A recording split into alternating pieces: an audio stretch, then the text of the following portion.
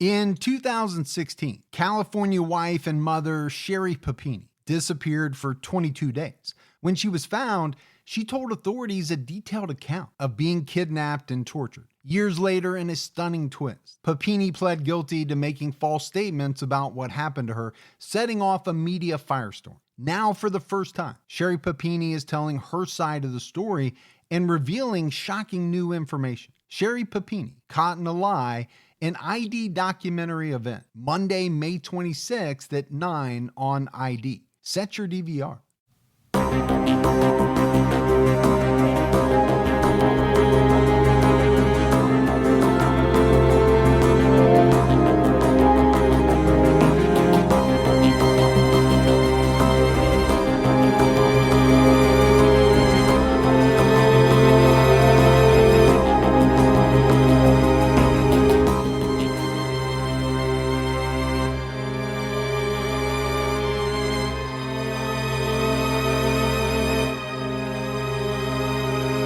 Hello, everyone, and welcome to episode 152 of the True Crime All the Time podcast. I'm Mike Ferguson, and with me, as always, is my partner in true crime, Mike Gibson. Gibby, how are you? I'm good, man. How about you? I'm doing great. Yeah? I had a good week so far this week. All right. Got to ride the bike a couple of times. Oh, take the bike out, huh? Yeah, and it's actually, it's cooling down on some of the days. Yeah. So, can beef up my wardrobe a little bit, which I actually prefer. Beefing up? Wearing jeans and, a little heavier coat and leather jacket, stuff like that. You got all that biker gear. I do, but when it's so hot out, man, most time I just wear shorts and a t-shirt because it's freaking hot. But it is starting to cool down. I mean, we haven't even had our air on for a couple of days. So kind of nice weather, actually. It is.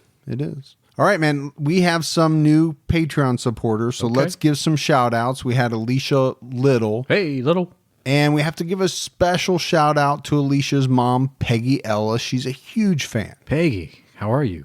Rachel Malmstott jumped out at her highest level. Moltenstock. As did Joy Trinket. Hey, Trinket. Cian Thorpe. Hey, Cian. Audrey Lorraine Fountain Lake. Hey, Lake. There's 4 names going on there. Yeah, Fountain Lake. Kirsten Norris jumped out at her highest level. Hey, Kirsten. Lauren Lopez. Lauren. Brittany Just. What's up, Brittany Just? Rachel Anthony. Hey, Rachel. Yvette Casey. Hey, Yvette. Jim Harrington. What's going on, Jim?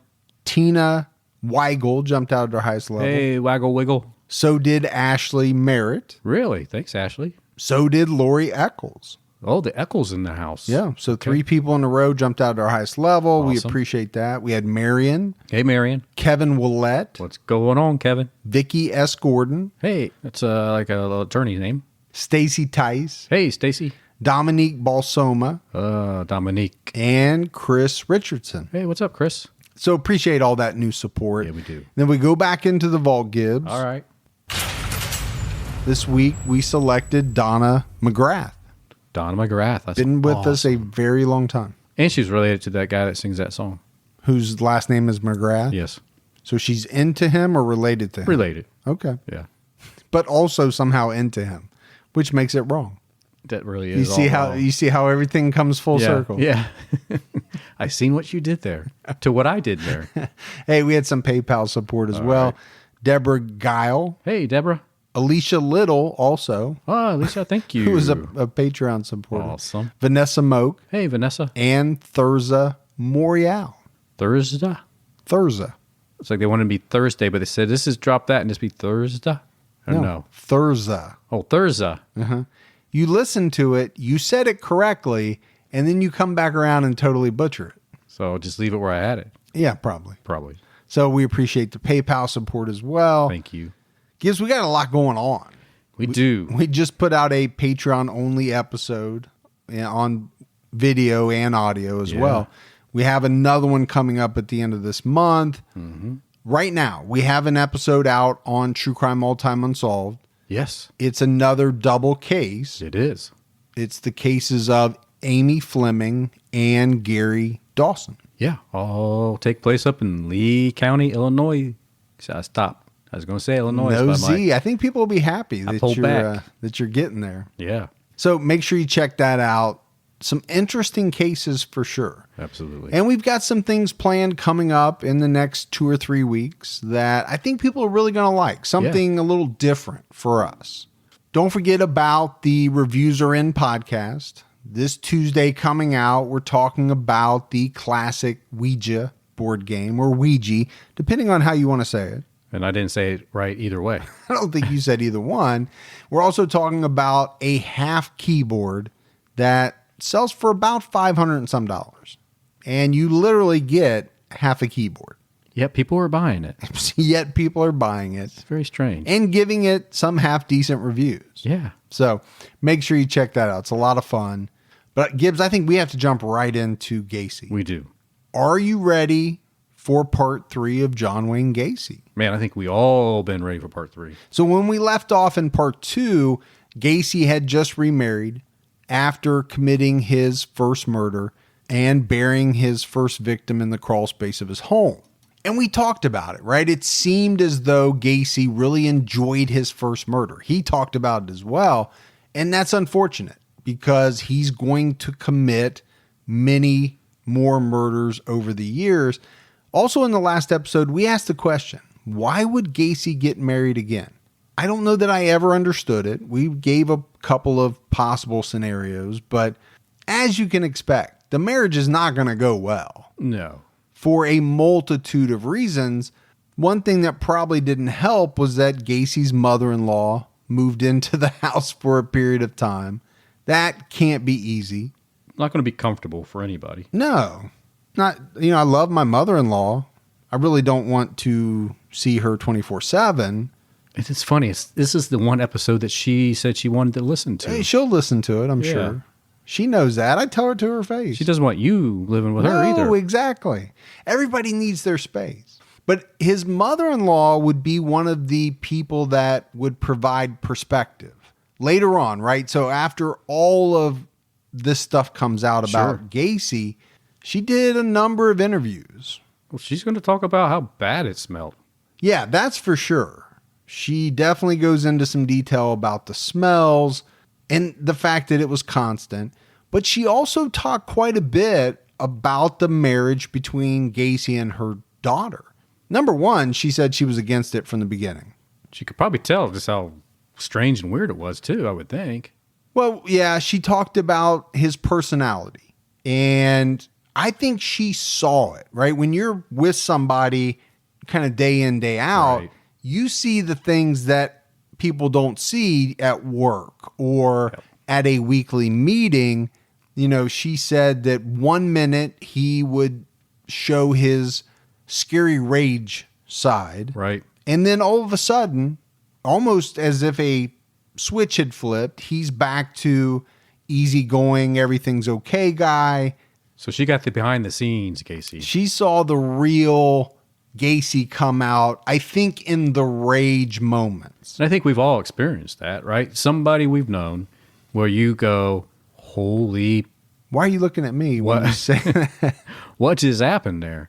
I've never seen that side of him or her. Yeah, it takes me a lot to get there, but I have that. You were there last week. I was there last week. Yeah. I can get there, but it's not in the way that like a John Wayne Gacy would get there, right? I'm not going to go out and hurt anybody. But just months into the marriage, it seems, Gibbs, like the marital bed got a little cold, if you know what I mean. Well, if Gacy doesn't want to have a little chicka bow wow and you just got married, might be a problem.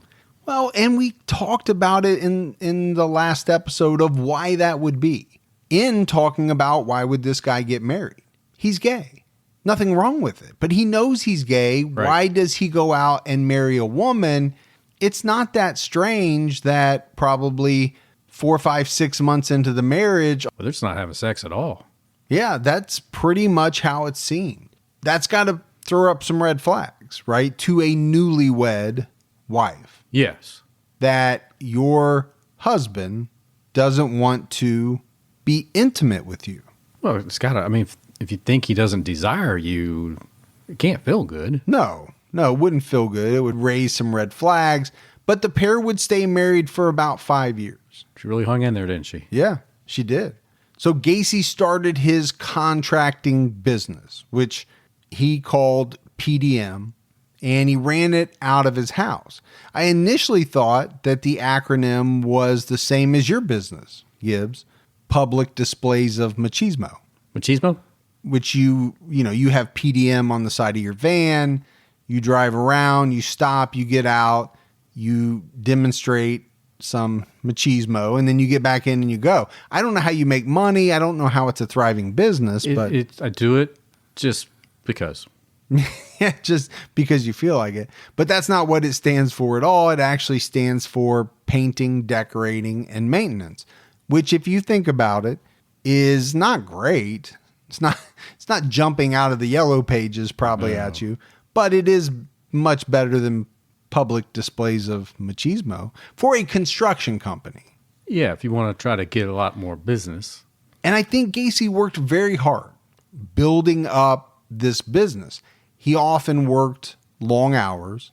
He also began employing young boys, young men to work at the business, which, was a very calculated move on his part.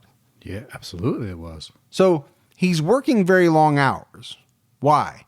Because he has to, or because he doesn't want to go home to his wife? Well, he don't want to go home to his wife. Maybe both. Yeah, it could be a combo. Maybe a combination of both. Why is he hiring young boys and men? Well, number one, he's attracted to them. Yeah. We know that. Number two, it's also a cheaper labor force.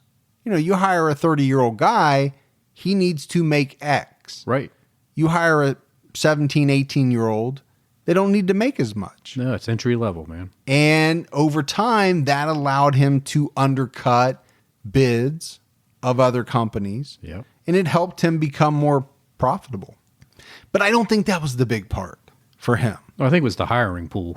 Yeah, I think he wanted to be around nothing but young boys and men, plain and simple. We talked about it in part 1, right? The two different sides of Gacy. We saw it in Waterloo, Iowa. I think he took it to a new level in this, what I'm calling his second act. He started holding these big summer parties at his house. He held block parties. It was like Party Central. And this was also about the same time that he came up with his Pogo the Clown act. So this is the birth of Pogo. The birth of Pogo, which is how he gets his nickname, the Killer Clown. So Gacy would put on the Pogo outfit. He would entertain kids at not only the parties that he held, he would go all over entertaining as Pogo the Clown. And I think a lot of this came out of his desire to be elected to some type of official office. He was hell-bent on holding some type of office. Go back to the JCs. Sure. Right? Like, he lived for that. He wanted to be seen as someone of power, someone of authority. Sure. And that is most likely probably why he married and put that role on of having a perfect family with the wife. I think you're right. Even though that's not what he really wanted. I think you're absolutely right. I think he But thought, it fit the bill. Yeah, I think he thought that was the way to have everybody look at him and say, wow, this is the all-American family guy. Yeah. He gets our vote. As opposed to the single bachelor that is known to hang out way too much with young boys. Absolutely. He started to become pretty well known around the area. He had some influential friends who were willing to help him. But I think the key, Gibbs, in Gacy's mind was to become even more known and really beloved by those in the community. I don't know if beloved is the right word. Maybe it's more respected, looked up to, whatever the word is. And I think some of his influential friends told him that, hey, you can get into office, whatever office, but you got to get out there, man. You got to meet everybody. You got to shake all the hands and kiss all the babies and do all that. Got to get social. And he did. So you have the parties. You have the dressing up as the clown to make it look like you're this great guy. And it worked. He was elected as secretary, treasurer of the Norwood Township Street Lighting District. I don't know what that is. Seems very specific, having something to do with streetlights. But it's an elected office, and that's what he was looking for. Hey, maybe he controlled all the streetlights in that I think he did. If you wanted a streetlight, you saw John Wayne Gacy. Or if you crossed John Wayne Gacy, shut you down. He'd turn your streetlight off in front of your house, and you'd be in total darkness. It'd be like Dan Aykroyd in that Christmas movie with Tim Allen, where they needed to get the lights on. Dan Aykroyd knew who to call at the power place to get the power back on. That's power right there. What movie's that? That's it's got Jamie Lee Curtis in it. Skipping Christmas. Did you say Skipping Vacation? I started to Skipping Christmas, and then I thought you were going to say Christmas Vacation. Skipping Christmas or Christmas with the Cranks. Christmas with the Cranks. Is that what it is? Yeah. Okay. That's it. Close. I actually think I've seen it. Skipping Christmas, I think, was their first working title. Yeah. Maybe that was the name of the book. You crack me up. Well, how would that even make sense? Skipping Christmas. I think it's the name of the book. Skipping Christmas. I also think that Gacy saw this as a stepping stone, right? This wasn't his end-all, be-all. No, but you got to start somewhere. Right. So he gets elected to what was probably a little bit lower level office. No difference than you with the furries when you first went in. You started at that one level, right? Mm-hmm. Where you just took the notes and all that, the secretary of the furries for the local 101. And now I'm the president of the whole damn thing. Apparently, Gacy even had cards printed up that said he was like this big wig within the Democratic Party. Okay. There in Chicago.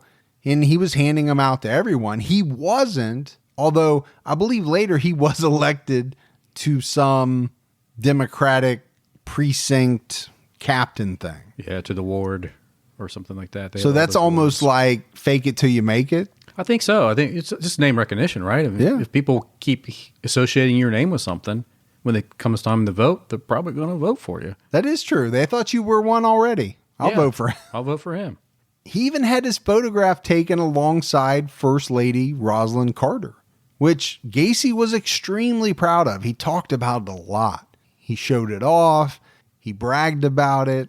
Now, you got to think about the First Lady later on learning what Gacy did, saying, hey, is there any way we can get all those back? Yeah, can we get those back? No, that's out there forever. And it's online. You can see him standing next to her. And that's the thing about Gacy for me. He was a poser.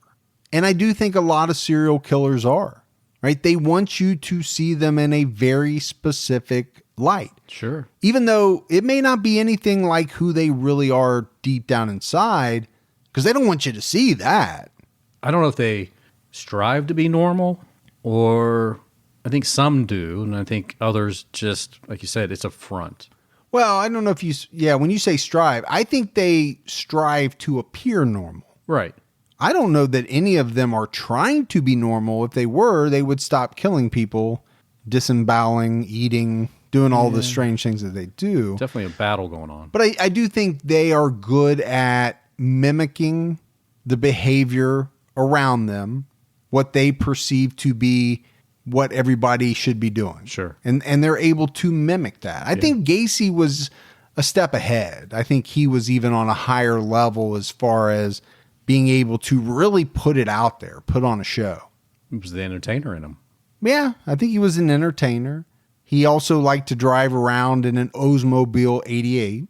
Oh, that's a big car, man. That's a boat. Yeah. But back then, it looked like a cop car.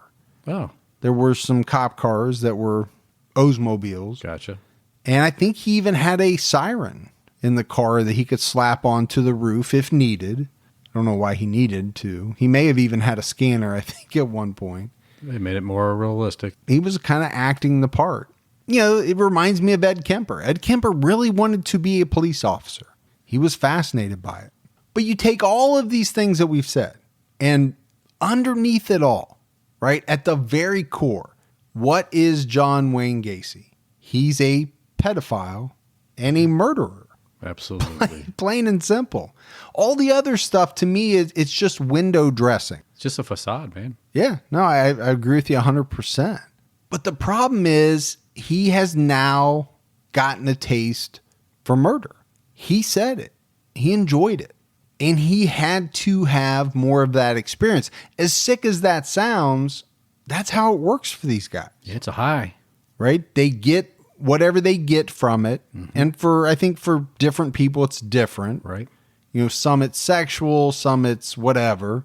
But whatever that high is, you got to get it. You want it again. You want it again and again. And we know that Gacy had a large number of victims. So it's going to be tough to spend a lot of time on each and every one of them. We're going to try to give as much info as we can. There are some that have never been identified. And there's some where there's just not that much information out there. Gacy murdered another young male sometime between 72 and 75, but the police have never been able to identify the body. And some of Gacy's victims were identified many years after being found. We'll talk about that as we go through specific victims. I believe right now the number of his unidentified victims still stands at 6. I still think there's 6 out there that have yet to be identified.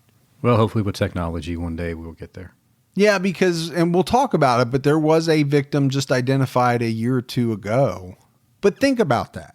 You and I profile a lot of murderers. This guy has more unidentified victims than a lot of serial killers. Oh, yeah. It just shows you how prolific he was, and you'll really see it as we start talking about the victims and the time frames. I mean, 2, 3, 4 a month, 5 a month, maybe in some cases. Yeah, I mean, for sure, when you talk about serial killers in the true crime world, his name is always in that top list. It is. One person who later shed light on Gacy was Tony Antonucci. This was a guy that did some work for Gacy. And we're going to see that, right? With a lot of his victims, it's believed that a lot of them worked for Gacy in some capacity. But back then, Tony was a 15-year-old kid who had a very scary encounter with Gacy. So he found himself alone with John Wayne Gacy. I think John Wayne Gacy even came over to his house. Yeah. Nobody else was home. Gacy said that he wanted to show Tony a trick. Now remember, he's a clown, right? He's not a magician, but he's a clown. He's got to know some tricks. Don't clowns do tricks?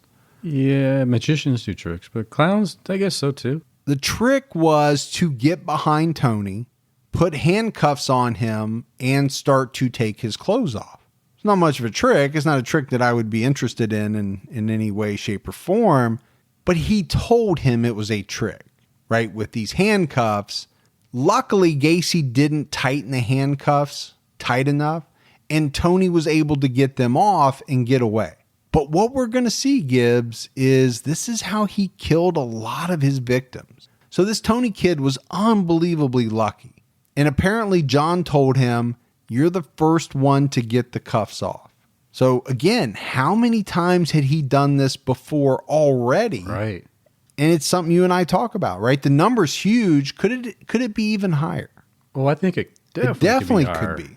And even if the number of murdered victims is not higher, how many more people did he victimize that, maybe never came forward? The number could be staggering if you think about it. I think it's not inconceivable to think that he had additional victims that may have chosen not to come forward with their stories even after this guy was caught. Well, sure. Just embarrassment alone. Right. Maybe the circumstances of what happened, they didn't want anybody else to know about. But Gacy had another trick that Tony Antonucci fortunately never got to see. His second trick, as he called it, was the rope trick. So after his victims were handcuffed, they're unable to fight back at that point. Gacy would produce a rope, put it around their necks, and strangle them. Now, it was normally preceded by a sexual assault. This really, in a nutshell, would become Gacy's MO. Figure out a way to get you in handcuffs by most likely telling you it's a trick. Right. We're playing around. Once I got you, I'm behind you already. Trick number 2. I'm going to sexually assault you, and then I'm going to strangle you. Yeah. And eventually I'm going to bury you in the crawl space of my house. I don't think he deviated from this a whole lot. I do think there were some victims that were possibly suffocated rather than being strangled. But for the most part, the majority of his victims, I believe, were killed this exact way. And why would he change? It worked for him. It did. You know? And obviously it gave him that gratification that he was looking for, which is why he kept doing it over and over again. I hate to use the word successful, but that's why he was able to be successful, because he followed a pattern that worked. Well, let's go back to the last episode. Why did he get caught the first time? Why did he go to the pen? Because his victim was able to tell on him. Yeah. He's making sure that these boys, I'm going to call them boys. Right. There are some maybe 17 and 18-year-olds, but either way, I'm just going to call them boys.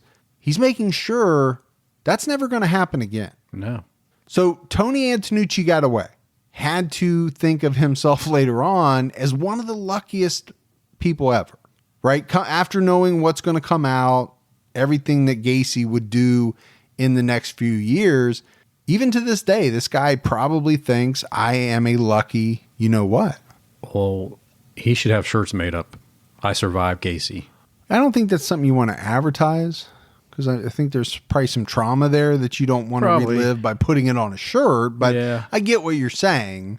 Support for the True Crime All the Time podcast comes from our friends at Rocket Mortgage by Quicken Loans. Home is much more than a house. It's your own little slice of heaven. That's why when you find the perfect place for you and your family, getting a mortgage shouldn't get in the way. It's an amazing feeling to have an award-winning team by your side through every step of the mortgage process. And that's exactly what you get with Rocket Mortgage by Quicken Loans. Quicken Loans has helped millions of Americans achieve their dream of home ownership. So when you're ready to purchase the home of your dreams, they can help you too. They're changing the game with industry-leading online lending technology developed in the heart of Detroit, because their team cares about getting you home. That's why J.D. Power has ranked Quicken Loans highest in customer satisfaction for primary mortgage origination 9 years in a row, and highest in mortgage servicing 6 years in a row. So visit rocketmortgage.com/TCAT and take the first step toward the home of your dreams. For J.D. Power award information, visit jdpower.com. Equal housing lender, licensed in all 50 states, NMLS consumeraccess.org number 3030. Rocket Mortgage by Quicken Loans. Push button, get mortgage. Next up is Hunt a Killer. Let's face it, folks, most of us are usually glued to our phones. What if we told you we have a great idea to connect you with friends, family, and your inner detective? This is where Hunt a Killer comes in, the murder mystery box that immerses you in an ongoing detective experience. Hunt a Killer is the fastest growing murder mystery subscription game that puts you in the mind of a detective. With every delivery, you'll sift through elaborate case files and evidence, eliminating suspects until you crack the case and catch the killer. Hunt a Killer gets you talking and having fun together with your friends, with your family. And if you're a detective that prefers to work solo, Hunt a Killer is built so that you can choose how you want to play. Plus, part of the proceeds for every box goes to the Cold Case Foundation to help fund cold case investigations. This is like no other game you've ever played before. And right now, just for our listeners, you can go to huntakiller.com/TCAT for 20% off your first box. But hurry to take advantage of this offer and embrace your inner detective. That's huntakiller.com/TCAT for 20% off your first box. huntakiller.com/TCAT. It's not just about catching the murderer. It's about the friends you'll make along the way. You might even find your own Gibby. But Gibbs, just a week after this incident with Tony, Gacy killed again. This time it was 18-year-old John Butkovich. John had worked for Gacy, but he quit, and he was hounding Gacy to get some money that he said Gacy owed him. So on July 31st, 1975, John left his house for Gacy's, saying that he was going to get his money. And this is where the information from Antonucci really comes in, because it's that same trick that Gacy used on John. But this time, John doesn't get away, and Gacy strangles him from behind. He buried his body under the crawl space. John's body was actually the first one recovered from the crawl space during the excavation. But the thing about this murder that really gets me is that John's family knew where he was going. He told them, I'm going to Gacy's house to pick up my money. So, after a while, he doesn't come home. They go to police. They give police Gacy's name. They say, hey, our son said this is where he was going.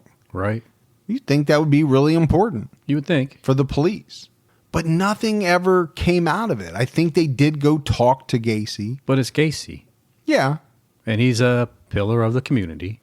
And he's halfway decent at talking his way out of things, probably. Absolutely. I think he told them that, John ran away. And the authorities believe that. But the Butkoviches were furious that police essentially wouldn't do anything about their missing son. They were even more furious to find out years later that it was Gacy that murdered their son. And this is a sad theme that will play out again and again. Gacy's name being connected with a number of missing young males. And when everything comes out, it really makes the authorities look foolish. Well, sure, because they should see the domino effect. Yeah, it was like they were told by so many people that this guy was connected to their missing loved ones, but they never put it together, right? The police didn't. Now, was that for a lack of trying, or was it because they couldn't prove anything? I don't know the answer to that, but I can tell you that probably most people think it was because they didn't look into it enough. Yeah. There was too much smoke there not to find out where the fire was coming from. Right. In a lot of people's eyes. I think they took a beating in the press when this was all, when it all came to light. When John Butkovich was killed, Gacy's wife, Carol, and her two stepdaughters, they were away visiting family. It's something you have to factor in. If you're a serial killer and you're planning on killing people at your house, how are you going to do that with a wife and two stepdaughters? That's not going to be an easy thing to do. No. I'm sure he was ecstatic when she left town. I'm sure he said at every opportunity, hey, why don't you go visit some family? I don't know if he's going to be real happy come October, though, when she says, hey, I'm done, I'm out, I want a divorce. Because it's going to hurt his political career. Yeah, I think you're right. I don't know how much at all he cared about Carol or his two stepdaughters. I imagine he cared much more about his public image. But we said the marriage was rocky.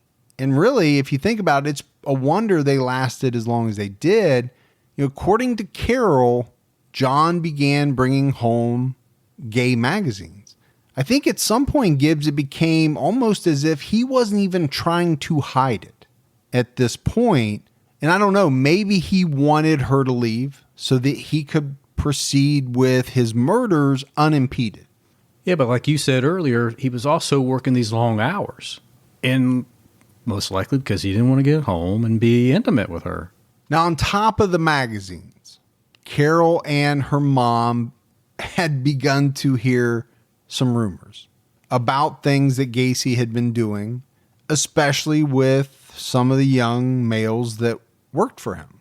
I can only imagine what the rumors were. I think everybody can imagine what they were. Sure. They didn't print them in the paper back in the mid-70s. It couldn't have been good. Mm-mm. But whatever it was, all of this culminated into Carol saying, enough's enough. The divorce was finalized in early 1976. But this is what really got me was that in several newspapers, it was stated that the divorce was granted on the grounds of mental cruelty, with Gacy saying that his wife wouldn't make his dinner. So that's mental cruelty because she's not making my dinner. And Carol saying that he was seeing other women, which is almost comical, right, Gibbs? I mean, she had to know this wasn't true. She knew he wasn't sleeping with other women. My assumption is she figured that this was the best way to get out of this thing meaning the marriage, without bringing up some of the even seedier, real reasons for her wanting to get out. Yeah. I mean, sometimes you just got to get out. You do what you got to. Yeah, you do what you have to do. But I think in her case, if she can do it without divulging the fact that her husband didn't want her, Yeah.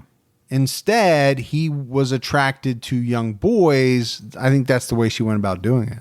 It's definitely something you don't want to admit, that somebody did not desire you. Yeah, no, I agree. But now Gacy's free, right? He's not encumbered by anything. He has the house to himself. He begins to murder at an alarming rate. So it's going to ramp up. Oh my gosh, to an unbelievable degree. He's murdered a number of people already, but when you think about it, the bulk of his murders occurred between 1976 and 1978, after his divorce from Carol. There are a lot of young males that are going to die at the hands of John Wayne Gacy in what is really, if you think about it, a fairly short amount of time for that many murders. On April 6, 1976, 19-year-old Daryl Sampson disappeared. I couldn't find a lot on Sampson, but his body was later recovered from Gacy's crawl space. The next month in May, Gacy killed twice. Samuel Stapleton was only 14 years old when he disappeared on May 13th, 1976, while walking home from his sister's house. His mom later said that he was at his sister's house having some milk and cookies, but after that, he decided that he wanted to come home. I think the original thought was that he was going to spend the night with his sister. He said, you know what? No, I want to come home. And Gacy got him somewhere on the walk home. He was one of Gacy's youngest victims. His parents reported him missing the next day, but police weren't able to find out anything about his disappearance. His body was later found in the crawl space, along with a bracelet that led his family to believe that it was Samuel. And his identity wouldn't be confirmed for about 7 months after that. Yeah, and it's a very sad thing that happened to some of the families of Gacy's victims. And we'll talk about it as we talk about each victim. You know, once the excavation of the crawl space began, a lot of families of missing boys began to think that their loved one may be in there, right? May have been one of Gacy's victims. In a number of instances, there was something that linked the remains to a specific person. But it took authorities quite a long time to positively identify some of the bodies. A lot of this came down to whether or not families had dental charts that they could supply to the authorities, right? That would make it much easier to positively ID somebody. You have their teeth, now you have their dental records, let's match them up. Well, if you don't have the dental records, we know we don't have DNA at this point in time. What are we doing to match up a set of skeletal remains, right? It can be very tough. The Stapletons didn't have dental records, and this would be agonizing, Gibbs, to sit and wonder for 6, 7 months, a year, whatever it turns out to be, if your loved one's remains were actually found in Gacy's crawl space, because you don't know. I'm sure they had to believe, at least in some small way, that it was actually Samuel because of the bracelet. But you would hold out hope, right? For as long as you could. For sure. You know you would. I know in my heart, if it was me, I would never want to think the worst until it was proven. Right. I mean, literally somebody would have to sit me down and say, here's how we know. Without a doubt, it's your child.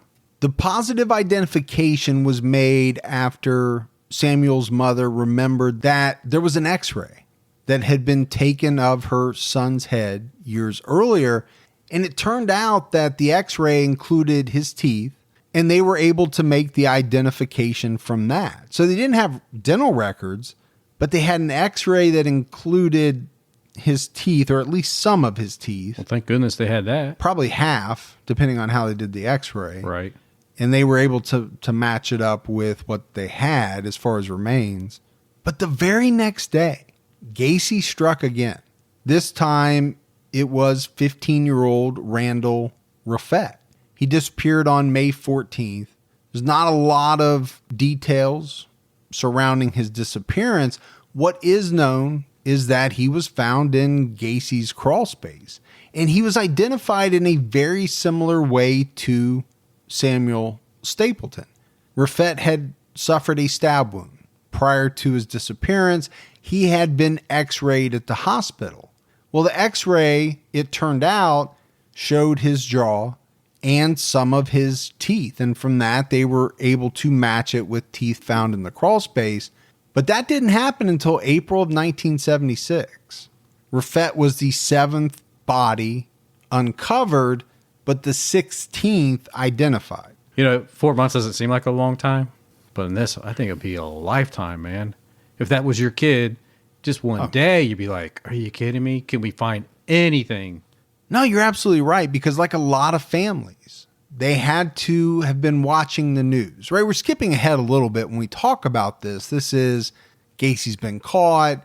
They know there's bodies, a lot of bodies in this crawl space. But as a family with a missing child, you're watching the news thinking, one of those bodies in there could be my child. So to me, yeah, 4 or 5 months, however long it was, that would be an eternity to have to wait to find out. Gacy's next victim was 17-year-old Michael Bonnet. He disappeared on June 3rd, 1976. He was strangled by Gacy and buried in the crawl space. Bonnet's family had no idea what happened to him. They said he left around 9 a.m. on the 3rd, saying that he was going to help paint a friend's house. He never returned home. The family searched for him all around the area. They even searched other states. They searched in Wisconsin. They searched in Colorado. They must have had some information that maybe he could have been there.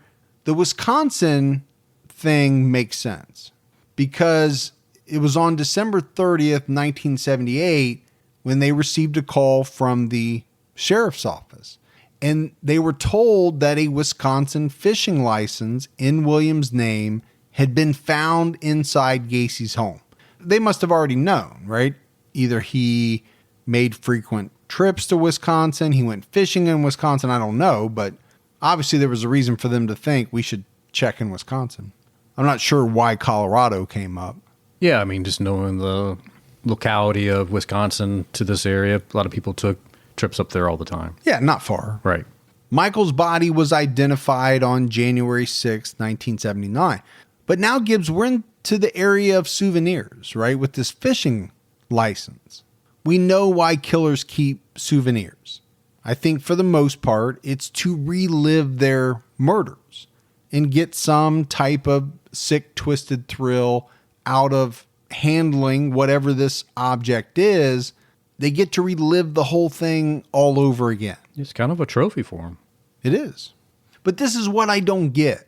They have to know, these killers, right, that if they're caught with this stuff, they're going to be sunk. There's no way around it. Why else would you have these items from these different victims? So why do they do it? I really think it comes down to just a couple of theories. And maybe there's more, but these are the two that kind of pop into my head. Number one, they think they're too smart to ever be caught. And I think a lot of serial killers believe that. I agree.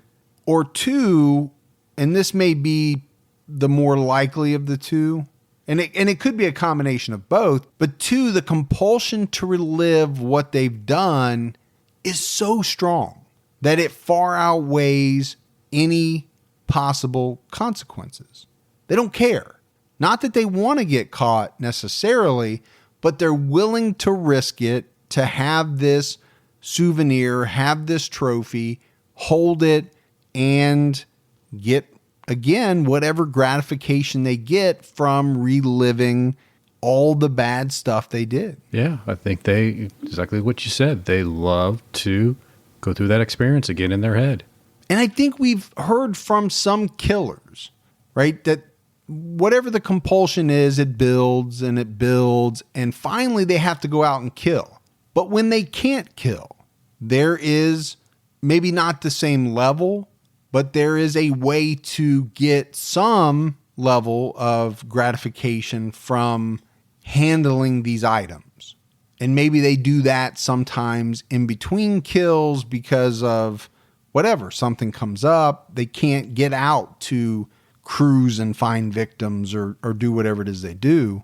Don't let allergy season slow you down. Get common allergy meds for as little as $15 with GoodRx. So you and your family, pets included, can stop allergy symptoms before they start. GoodRx is free and easy to use. Just search for your prescription on the website or the app, compare prices, and get a free coupon to show your pharmacist. Save at over 70,000 local pharmacies nationwide, including Walmart, Walgreens, CVS, Publix, Kroger, and many more. Check GoodRx before every trip to the pharmacy to save up to 80% on both brand and generic medications. And did you know GoodRx rewards you for saving money too?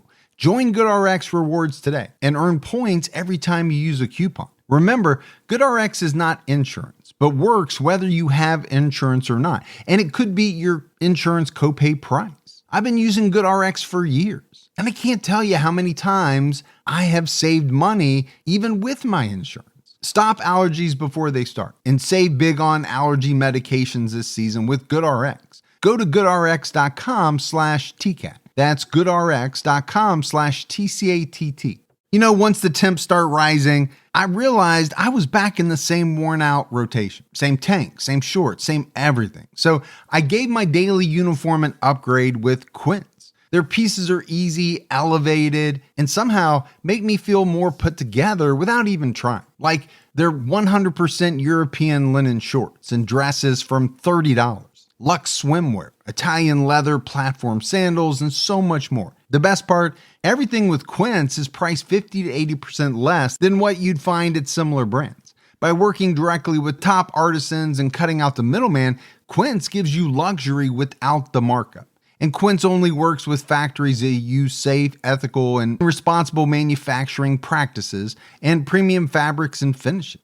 I'm getting ready to stock up on shorts for summer from Quince, and I know they're going to be amazing because everything I've ordered has been of the highest quality, and the prices are amazing. Treat your closet to a little summer glow up with Quince. Go to quince.com/TCAT for free shipping on your order and 365-day returns. That's QUINCE.com/TCATT to get free shipping and 365-day returns. Quince.com/TCAT. 16-year-old William Carroll disappeared on June 13th, 1976. He told his family he would only be gone for an hour, and he jumped into a car with some of his friends. He never came home. William's father described him to news outlets as a handsome, athletic youth. This is a guy that lifted weights, he boxed, he was in good shape, but he did have a habit of getting into trouble. He once snatched a woman's purse on the L and made off with $300 or $400. That's quite a chunk of change in the 70s. Back then, yeah. Especially for I think at the time he was probably 13, 14 years old.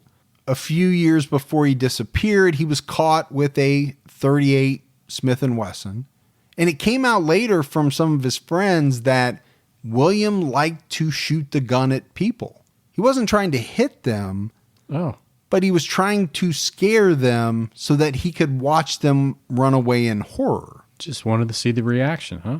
Yeah, so, not to talk bad about a victim, but you have to give these details. This guy, he did some things that maybe his father wasn't so proud of, that he was willing to share with news outlets. It's like the Wild Wild West days when you shoot at people's feet, make them dance. He didn't deserve what happened to him for sure. Billy's skeleton was the 11th uncovered, and he was positively identified through the use of dental records in February of 1979. So I don't think there's any doubt, Gibbs, when you look at this, when you go through it, the families that had access to dental records, they found out about their loved ones much quicker than those that didn't. But you still have to think, even though they found out quicker, these boys had been missing for Years. Some, 3-4 years in some cases before they were found. An unidentified male was found in the crawl space that authorities believed was murdered by Gacy around the same time as William Carroll. The real big difference here, besides the fact that this body's never been identified, is that he's thought to be older. Well, I think they're going to try to park him somewhere between 22 and 30 years old. Yes, and that seems a little out of the ordinary for Gacy. There's a couple of other victims that get into a little bit older age ranges like this. I don't know what that means. It's a little bit outside of the norm for his victim type, but it's not that far, I guess. Well, maybe they look younger than they were to him, and they could have, or we don't know the circumstances around every murder, and especially around the ones that are unidentified, because we don't know who they are. We have no idea what happened. Gacy's next victim was 16-year-old Jimmy Hackinson. Jimmy was from St. Paul, Minnesota, but apparently he wasn't happy living at home. He had threatened his mother on numerous occasions that he was going to run away. He was set to make it on his own, and he figured the best place to do that would be Chicago. That makes total sense. I'm 16 years old. I'm going to Chicago to make it on my own. If I can make it there, I can make it anywhere. Except for New York. Except for New York. When he got there, he called his mom. This was August 5th, 1976, to tell her where he was. That was the last conversation that she ever had with her son. Because somewhere along the way, he met John Wayne Gacy. He met the nightmare is what I call it. The nightmare, the monster. Mm-hmm. The thought is that Gacy lured him back to his house, most likely with the promise of work. And I think that's going to be true in a lot of these cases. Handcuffed him, sexually assaulted him, and then strangled him. Jimmy's remains were found in the crawl space, but police had no idea who he was, and they had no way to identify him. So for a very long period of time, he was simply known as victim number 24. Wow, man. I'm just thinking about that. Victim number 24. It's very impersonal, but I guess they could have called him John Doe. They just had no way to know who he was. And it wasn't until 2017 that relatives stepped forward to offer up their DNA, right? In the hopes that some of this new DNA technology could help confirm that victim 24 was in fact Jimmy Hackinson. And that's exactly what happened. But imagine that. Over 40 years of not knowing for sure what happened to your loved one. It's unimaginable. 40 years, man. I mean, my gosh, I cannot imagine. Gacy is believed to have killed 3 other individuals around the same time that he murdered Jimmy Hackinson.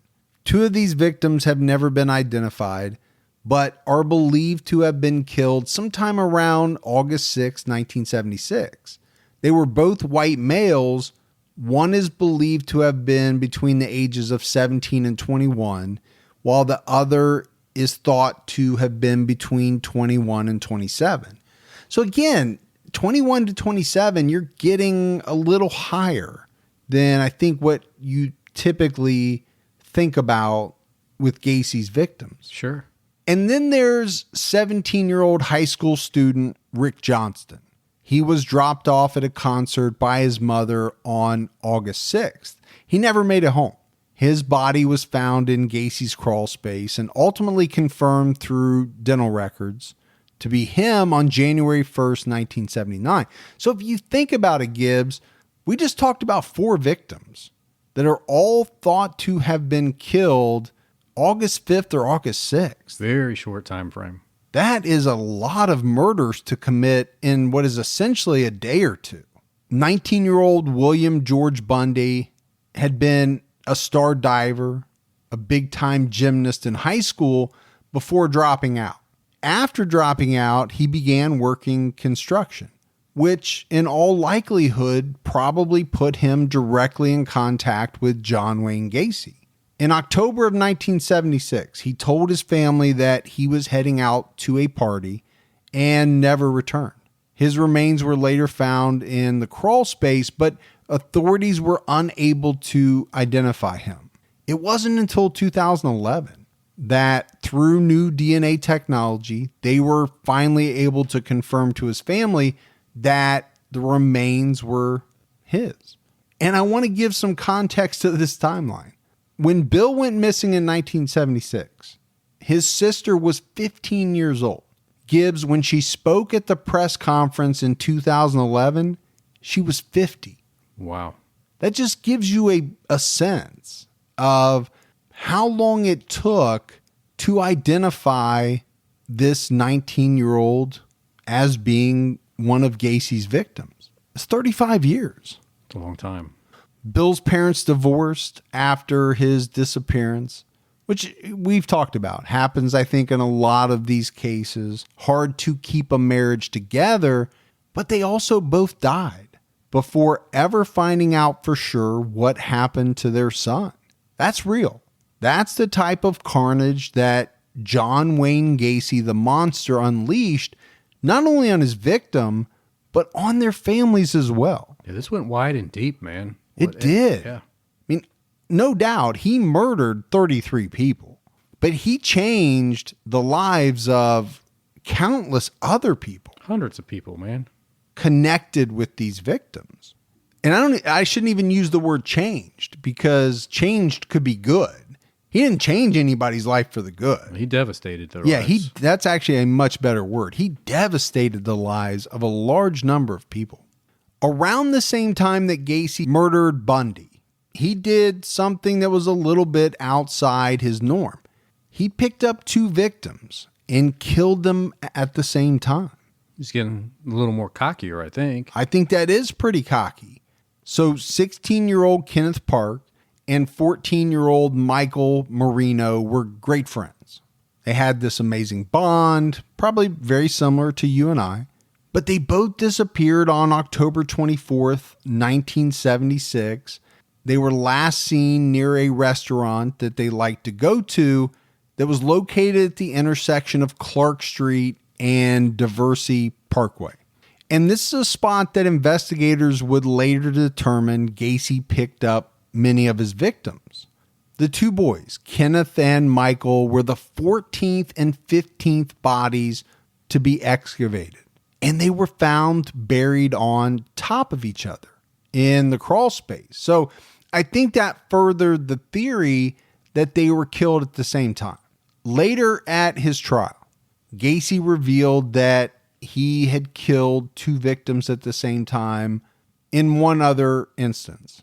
So it didn't happen a lot, but he did it twice. Yeah, so clearly he was not afraid of taking risk by killing 2 victims at once. And not just one time, but to do it twice. Yeah, like we said, it is a bigger risk. Right? Number one, it's much harder to control 2 people rather than 1. And I think number 2, there's a greater chance that you would be seen with 2 people, or that somebody would remember seeing you talking to these 2 boys maybe rather than just 1. I don't know. There's probably even more risks that I'm not thinking about. And I'm assuming maybe he got a bigger rush out of this. Yeah, I don't know for sure, but I think that's not a bad assumption, right? Sometimes we talk about killing in the way that we talk about drugs, right? We make that correlation. You get high. Eventually, the same amount of drugs that got you high, they're no longer getting you high. So what do you have to do? You either have to up the amount of drugs that you're taking, or you have to take a stronger drug. And I think with serial killers, sometimes it's the same way. They have to do something else, something riskier, something more outlandish to get the same rush maybe that they got before. Well, I believe that for sure. Yeah. 17-year-old Greg Gotzik. He worked for Gacy at the time that he disappeared. Greg left his house on December 11th, 1976 to go on a date with his girlfriend. He never showed up for the date, and he never returned home. Well, the family's going to hire a PI to see if they can figure out where he went, what happened to him. Yeah, they're distraught. Right? They were willing to do whatever they had to do. The problem is the PI couldn't find anything. Nothing came out of it. And then Greg's girlfriend, Judy Patterson, went to Gacy's house to question him. Man, she had some guts. That would have taken some guts if, even in the slightest way, she thought that maybe he had something to do with it. She later testified that Gacy told her that Greg told him he was going to run away. So that was his story. And I think this was another case, Gibbs, where the family hounded the police.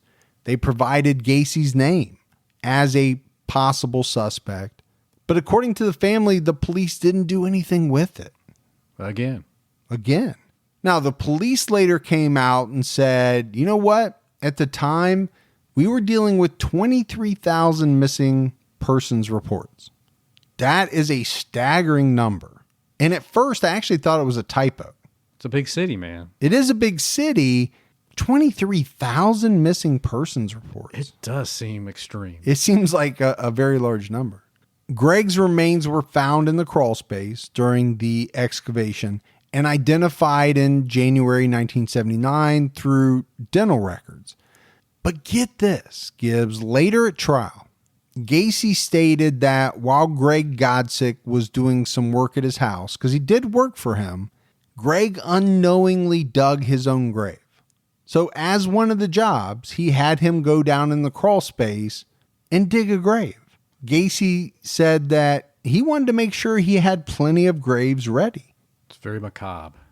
Well, it is, because it just shows you what he's planning to do. He's not thinking about stopping. He's not thinking about slowing down. He's thinking about getting ready for a large number of bodies to come. He's trying to be efficient, which is scary. It is. And he's getting somebody else to do his work for him. Yeah. Which, again, shows that he's taking more risk by putting those people in that area where he's already buried people. Yeah, I never actually thought about it that way. Why would you let somebody down in your crawl space? Yeah. Maybe it was because he knew he was going to kill Greg. Because I actually don't know how far in advance he had him dig this grave. Yeah, if it was the night before, the day of. The day of. I don't know how far in advance it was, but it did jump out at me that a victim actually dug their own grave. Yeah. They didn't know they were doing it, but they did. 19-year-old John Sick disappeared on January 20th, 1977, and he met the same fate as the other Gacy victims. Police later found his high school ring inside Gacy's home, and then eventually later found his body in the crawl space, and it was identified using dental records in January 1979. 20-year-old John Prestige was last seen on March 15th, 1977. He was meeting a friend at a restaurant. John was from Michigan.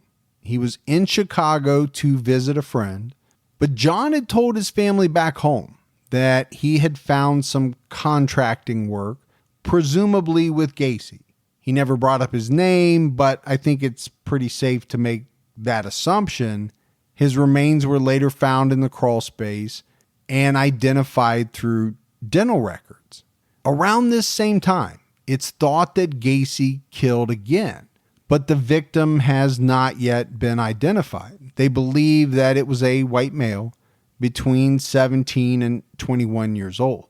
And I said white male. It's one thing we haven't talked about. Right. Every single one of these victims is Caucasian. I think it's fairly obvious. Gacy had a pretty specific type.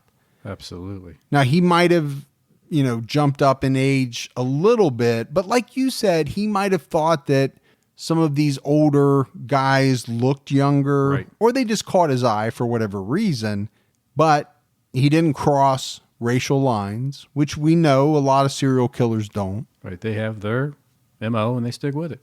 And he did. 18-year-old Matthew Bowman was reported missing by his family on July 5th, 1979. His sister was the last person to see him alive. So the day before, they had a big 4th of July party. Bowman reportedly told some friends about an interview for a construction job that he had the next day.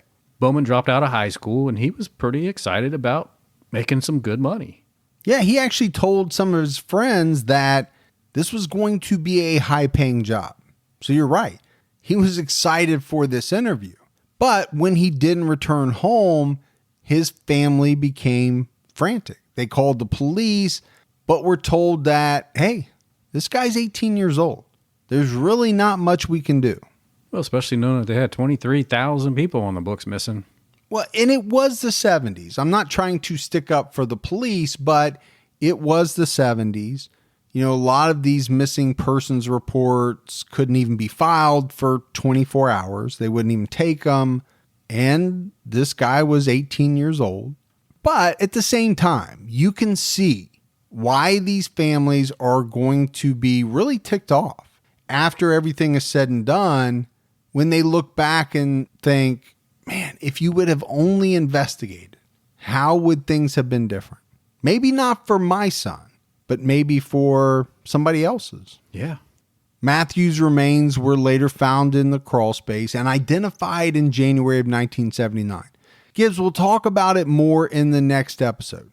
But, you know, like I said, I think this is where people really came down hard on police for what they saw as the police's unwillingness to investigate.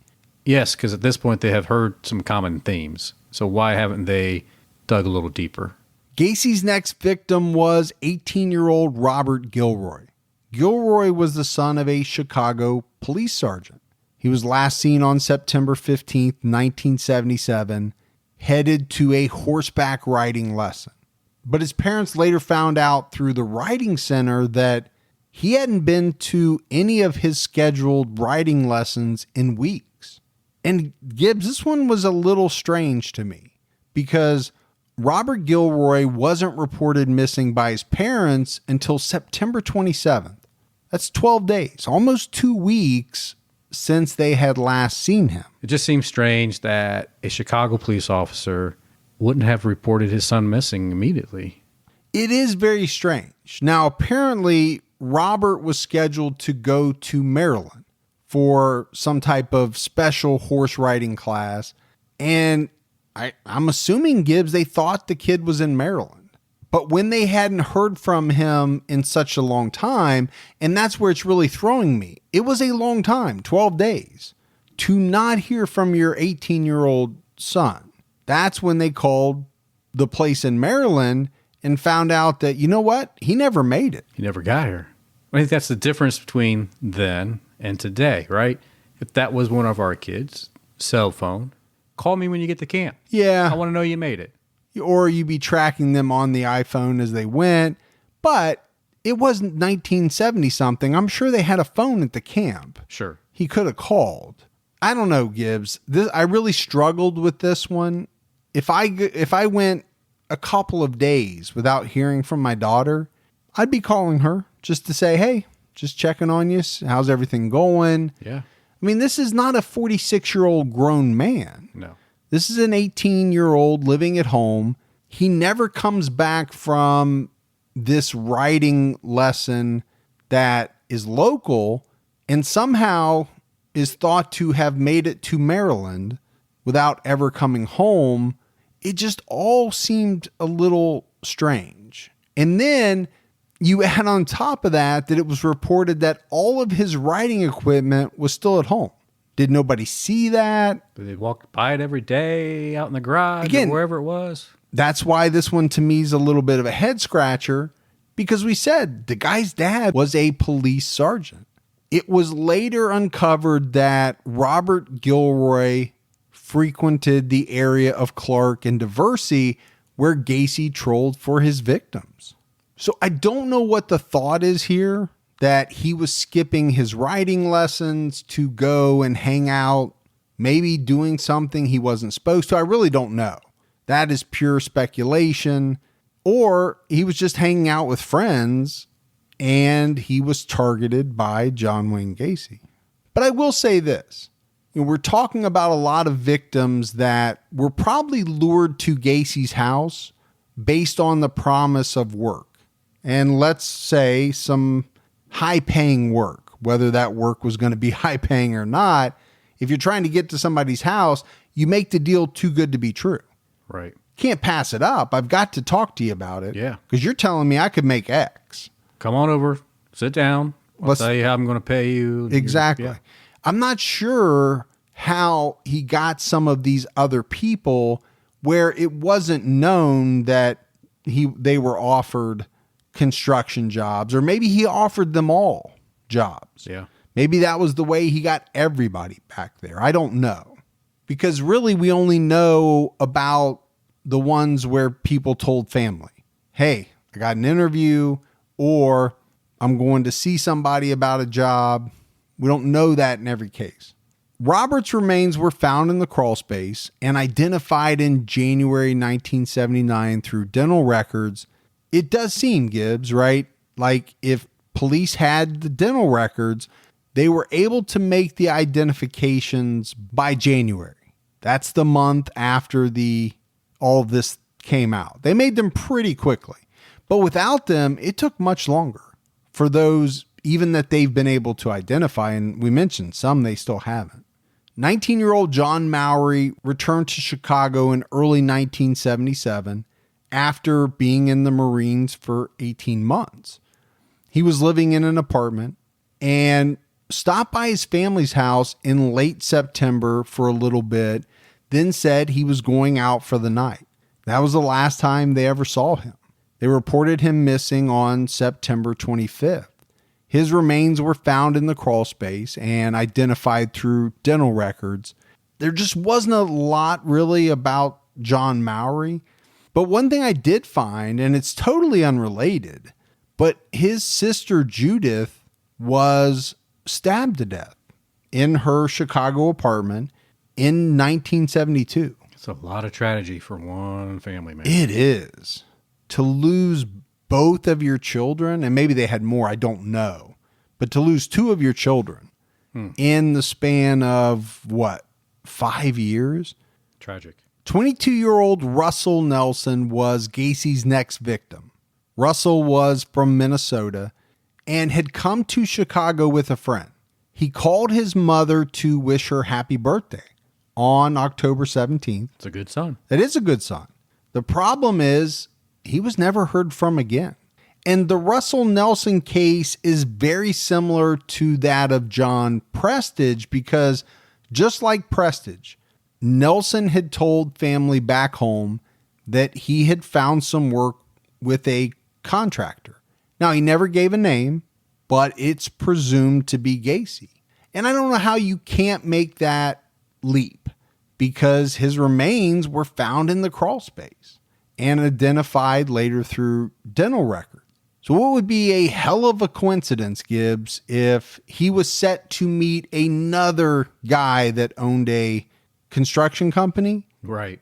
And then was later killed by Gacy, who was a contractor who owned his own construction company. As far as coincidences go, that's a pretty big one, would be a pretty big one. Would be huge. 18-year-old Robert Winch was originally from Kalamazoo, Michigan, but had moved to Chicago. This was another strange one for me. Robert was the son of a physics professor, but according to a lot of the papers, he had been in and out of the foster care system. I didn't understand that, and they didn't provide a lot of the details. He was last seen on November 11th, 1977, and ultimately ran into John Wayne Gacy. His remains were found in the crawl space, but he wasn't identified until September of 1979. They didn't have his dental records. They didn't have x-rays of his teeth as they had with other victims. The way that they identified Robert Winch was through some marks on his bones from a healed break, which I thought was pretty interesting that they were able to match that up with probably an x-ray of his arm or, Right. Something like that when the break occurred. But there was a souvenir found in Gacy's home that was linked to Winch, and it was described as this very distinctive tiger's eye belt buckle. I think it was something that if someone in your family took one look at it, they would know without a doubt. Immediately. This was yours. And I think that's what happened. But again, like with some of the other victims, they had to wait all the way until September. So basically 9 months waiting around to get positive confirmation that your son is dead, Right. and was a victim of John Wayne Gacy, even though you probably have a good idea it is him. Yeah, I think that's rough to wait that long. But like you said, I don't know if I saw that and I knew that was something that my loved one wore, I think I would go ahead and prepare myself and start that process. You would, but I also think in your head you would say, well, it's possible that my loved one dropped it, somebody else picked it up, Sure. had it on them when they were killed. My loved one's still out there somewhere. Still has his, maybe. And this is an identical. Yeah. Unless it was like custom made by you, I guess you always hold out for that hope. I think you would. About a week later, Gacy murdered 20-year-old Tommy Bowling. And Tommy was a little bit different than most of John Wayne Gacy's victims. For one thing, he was married, and he had a 3-year-old son. So he lived in an apartment with his wife and his son. The problem is, Tommy's family came out and said that he had been using drugs around the time of his disappearance. Ultimately, they used his dental records and his wedding ring to positively ID his remains that were found in the crawl space. And this brings us to the last murder committed by Gacy in 1977. He killed a 19-year-old Marine named David Tolsma. Very little information out there about David. There are some reports that he attended a rock concert before disappearing on December 9th, 1977. His remains were found in the crawl space, but he was not identified until November 16th, 1979. Wow, that would have been his 21st birthday. Yeah. Isn't that, what's the word? Just chilling. Kind of gives you chills. Yeah. That they just happened to identify him on what would have been his 21st birthday. Not the day before, not the week before, on the very day. Right. He was identified using x-rays that had been previously taken of his left arm. So Gibbs, this takes us through Gacy's murders to the end of 1977. We have a few murders left to talk about, but I think we have to cut the episode off here. So in part 4, which will be the last part, we'll cover the remaining murders, as well as some other interesting events leading up to the entire world finding out about this monster and the graveyard, essentially, that is hiding underneath his house. Right. But like I said, that'll be the last part of Gacy. It will take us through his arrest, his trial, his execution, and we'll get to hear some audio. We haven't played any audio at all. We'll get to hear some audio from Gacy in part 4. I mean, this episode was really unnerving. Yeah, I get that. For one thing, there's a lot of victims. And we couldn't even get through all of them in one episode. But to think about the fact that most likely these victims were killed in a very similar way. And not just killed, right? Sexually assaulted, handcuffed, strangled. I think some were suffocated, but the majority were strangled. It's rough to think about that. You know, you're alone in the house with this serial killer. Once those handcuffs click, that's it. Yeah. You're in a position that you cannot get out of. It's a scary thought. It's real scary, man. You're going to have to uplift my spirits now and switch me from this and go to voicemail. So, all right, we do have some voicemails. Let's go through some of those. Hi there, my name is Alyssa from St. Paul, Minnesota. I was just calling to actually reply to another voicemail that you got at the first episode of the John Wayne Gacy case. It was from a woman. She said she was born in March 1995, and she said she felt like she noticed there was a lot of either murders or deaths or just trials that happened in March. I am a huge true crime addict. First of all, I love you guys. You probably one of my most favorite podcasts, but I have been thinking the same thing. My birthday is in April, and I feel like there's so much that always happens right around that time, right around springtime. I think my theory is that people go a little stir crazy all winter long. Finally, spring breaks through, and maybe they snap a little bit. Mike and Gibby, I love you guys. Keep your own time ticking, and I can't wait for the last episode of John Wayne Gacy. Thank you. Bye. I think I've kind of heard you say that, you know? Yeah, I think we talked about it a little bit, especially if you're in one of the northern climates. Sure. Does it become harder to be a serial killer in January in Minnesota? I don't know, maybe. You got snow to deal with. You're leaving tracks. I don't know. I mean, I'm just throwing stuff out there. People seem to think that there are more murders in March. Now April. Somebody's going to call and say May. We might even get a February at some point. It's just going to throw it all off at that point. But there might be something to it. Hi guys, my name's Sarah and I'm calling from Tasmania, Australia. I actually recently just started listening to you guys and I absolutely love the rapport that you two have and just how calm and collected you guys are, and I love how you keep swearing out of it. Fun fact though, most serial killers were born in November. Ted Bundy was born on the 24th of November. I was born on the 23rd. So, hey, might be a serial killer in the making. Anyway, keep up the good work, guys. It is amazing. I love the John Wayne Gacy. It was so in-depth, which I really loved. Have a fantastic weekend and keep your own time ticking. Good day.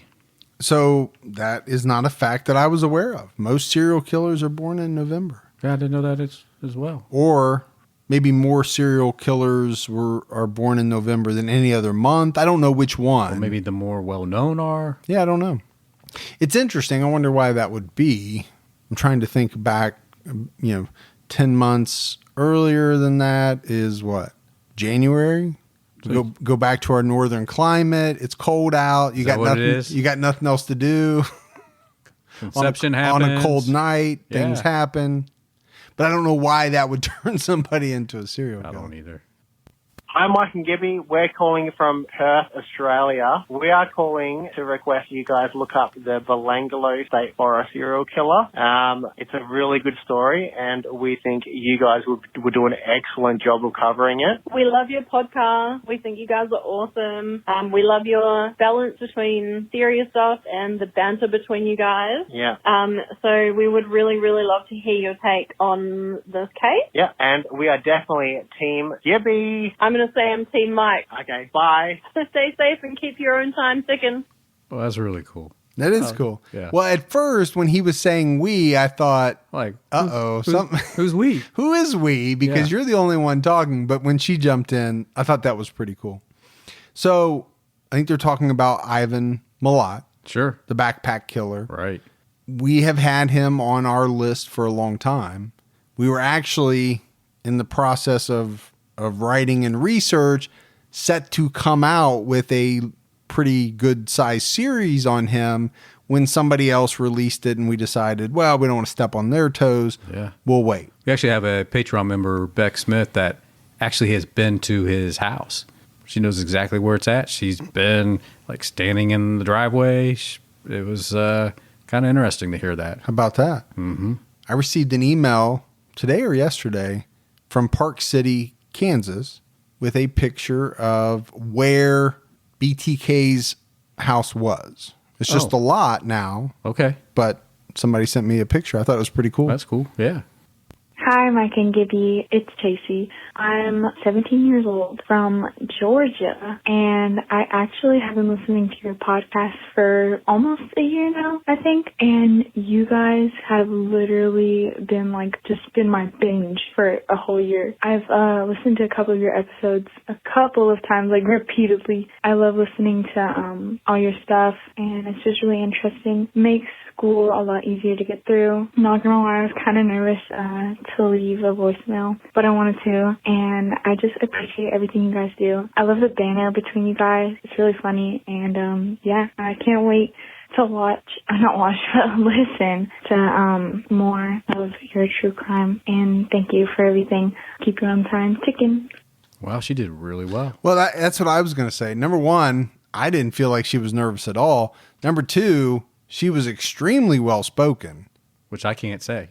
Well, I didn't want to pile on by saying much more than you. But I saw the look in your eye. She seemed like she has it going on. Yeah. She's very smart, very articulate, and we appreciate it. Absolutely, we do. So, Gibbs, we got mailbag. Somebody sent in a big print for you that says Dahmer's Diner. Yeah. It's from a company in San Francisco. The problem is I couldn't find a card. So I actually don't know who it's from. Yeah, and unfortunately, she reached out to me and told me it was coming, but I cannot find the message to give the thank you. So message me when you hear this so I can give that thank you. Yeah, we will. And then Maggie Tidwell sent us each a very cool shot glass. Yeah. And some Harley chips from El Paso. That was cool. I bet they were probably made in New York City. New York City. I always say that. New York City. Yeah. So we appreciate that. But that is it. That's it for part 3 of Gacy. And that's it for another episode of True Crime All the Time. So for Mike and Gibby, stay safe and keep your own time ticking.